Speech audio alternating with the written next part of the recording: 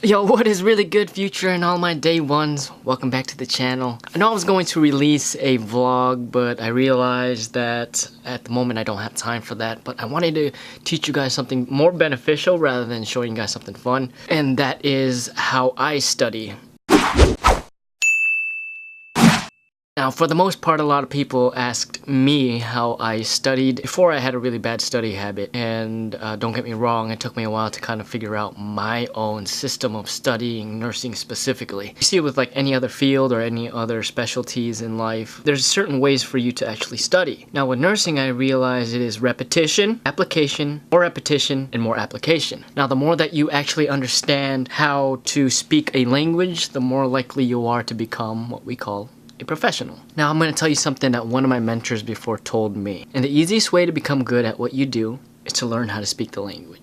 It's kind of like with a foreign language. Nursing is a foreign language, or Japanese is a foreign language. But the more that you're exposed to it, the more that you hear it, the more that you consume it, the more that you apply it, and the more that you put your soul and heart into it, the more likely it will reciprocate. This is going to be a quick and simple video, and I hope that you actually learn something from this. Okay, so tip number one, studying this right here, clear your mind. And I say clear your mind because for the most part you cannot go into something and expect for something to come out, especially if you've got a lot of problems going on or if something is bothering you. Now, you really do have to focus, okay? I personally have a hard time with this. I think it's a lot easier now versus before because I do have a case of ADHD. I was never put on medications, specifically because my mom opted not to. And I actually was in classes in elementary for me to focus my energy into more curricular things.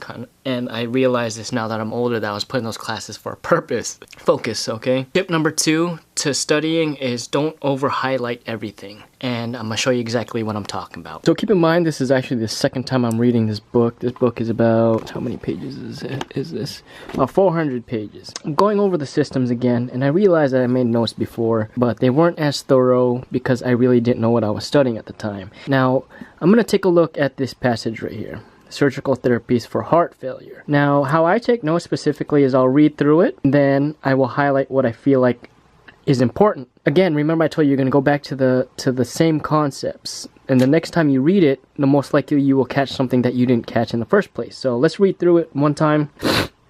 Following a myocardial infarction, both infarcted and non-infarcted areas undergo pathological changes such as thinning and fibrous replacement, which alter the size and shape of the ventricle and ultimately lead to heart failure. Medical therapy can improve symptoms and increase lifespan, but it cannot cure the condition. Mechanical support such as a ventricular assist device has been used to bridge to a transplant and occasionally as a bridge to recovery, but it is not generally regarded as a feasible long-term therapy for heart failure. I'm like looking at everything that supports this statement, which is basically everything, but you kind of want to understand surgical therapy. So what I am looking for specifically, what can we do to better that condition? So medical therapy can improve symptoms and increase lifespan, but it cannot cure the condition. So keep that in mind. That's why I'm highlighting that, because you cannot cure heart failure. Here, this is very important because I hear this time and time again. Mechanical assist device has been used to bridge to a transplant and occasionally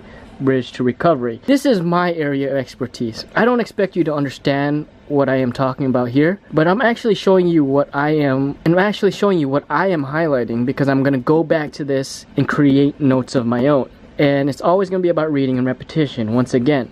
So also I'm looking at this is not generally a feasible long-term therapy for heart failure. Cardiac transplantation. Cardiac transplantation is the choice of treatment. So by showing you how I highlight my notes, it kind of gives you a blueprint of what you need to be jotting down when you go back to your notebooks. Now, I highly suggest that everyone also have like a little notebook here that they have, which they could go back to and just basically write down footnotes of what you're reading, because the books, you're not going to carry these books everywhere. You're actually going to leave them at home, but you will have your footnotes with you just in case you need to go back to it. It's like, oh, I read that somewhere. I actually took notes of that somewhere. So keep that in mind. By taking notes, you will go back to it. Which leads me to the third part. Number 3 tip is to actually take notes. I am reading this, but I'm gonna go back and take my notes, and it's important to have those notes. Tip number 4. I cannot accentuate this enough. This is a habit that I developed myself, and it's to read daily. And I used to hate reading, and the only reason why I started loving it is because my little brother once told me the easiest way to read is just to read the next word. Duh. But really, what it's taught me is that the more that you read, the more likely when you do come across, for example, on your exam, you read that somewhere. You know you've read it, and you're looking at the answer, and you're like, I think it's this answer. And your gut instinct is telling you that that's the answer. It's most likely the answer because you read it somewhere, and everything else doesn't make sense, if that makes sense. And my last tip for note-taking as a nursing student is to listen to your lectures. Some lecturers like to give handouts. Some lecturers want you to listen. Some people type as they listen. If you have that ability to type as you listen, then great. For me, the most important thing is that you actually listen. And I've always been a visual learner rather than actually reading, because I feel like sometimes reading can get really boring. It can make you sleepy. So best advice is to listen. Just listen with an open mind, and you're going to absorb everything that you need to absorb. And I've been asked like what supplements I take in regards to absorbing more information. When I was studying for my NCLEX and when I was studying for my CCRN, I was taking vitamin B complex. And I can vouch for that because like vitamin B itself, it has a direct effect on the brain for you to produce or metabolize energy for you to study. Don't ask me how I know that. I used to study a lot of like nutrition on the side. That's what vitamin B does for you. So ginkgo actually works as well. Ginkgo biloba if you want to do that instead. But this is me, I'm not telling you to take this. You don't have to. I'm not a doctor, but this is what I personally took. But besides that, I hope these tips help you, the nursing student. I hope they motivate you to study.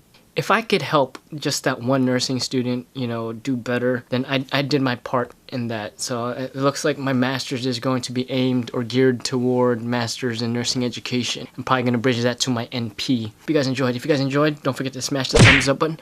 And I'll see you guys in the next video. I gotta study some more. I'm almost done with this chapter. I probably got like 15 more pages, and then I'm gonna go to sleep after work tonight. I have 5 nights to work this week, so y'all take care. Peace.